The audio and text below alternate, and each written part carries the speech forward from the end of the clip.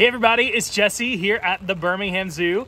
It's a little bit of a dreary day today, so we're gonna head inside one of our buildings and meet up with an animal care professional, Scott, for a training session with one of our crowd favorites, Sorel, the red panda. So all the behaviors you're gonna see today are behaviors that our animal care professionals use to train our animals for medical procedures and just to make sure that their bodies are the way that they need to be so we can check out their body from head to tail. In today's session, Scott's feeding Sorel some blueberries, which are one of her absolute favorite foods, including grapes. So Scott is asking her to stand on a T-perch right now. This behavior is very useful for things like ultrasounds and checking her underside. You'll notice Scott sometimes touches her belly. This is to get her accustomed to being touched in that area in case of a pregnancy, in case we need to use something like an ultrasound. Here at the Birmingham Zoo, we participate in the Red Panda Species Survival Plan, which ensures red panda populations and zoos are nice and healthy. As part of that plan, we hope that Sorel will have another pregnancy soon. So our vets come down regularly for checkups, and when they come down to do an ultrasound, Sorel's ready. So even though these animals are carnivores, most of their diet is actually made up of plants. So they eat a lot of fruits during their training sessions, but Sorel's primary diet is actually bamboo.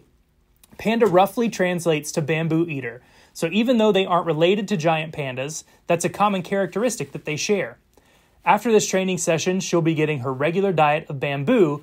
Right now, there's lots of fresh bamboo growing around the zoo, and we provide that to Sorel as part of our browse program. Animal care professionals go out on grounds each day and cut bamboo, branches, and small trees to provide all the animals here at the zoo something for their diet and for the enrichment program. So Scott is bringing her over so we can get a nice, good look at her. If you look closely, you can see Sorel using her pseudo thumb when she grabs onto these pieces of fruit. A pseudo thumb is a very cool adaptation that helps red pandas climb in trees and hold on to their food items really easily. They spend most of their times up in trees, so having a good grip is very important. They can grip things almost like we can with our opposable thumb. It's not quite a true thumb, but they use it in a very, very similar way.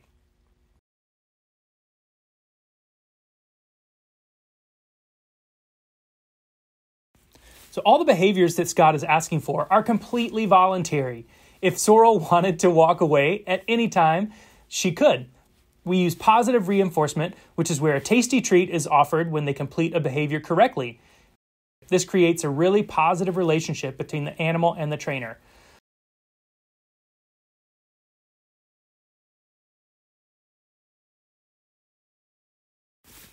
All right, it looks like Scott is wrapping up the training session here. He's going to ask Sorel for a few more behaviors and then give her the all done signal. This tells the animal that the training session is over and Scott isn't going to ask her for anything else.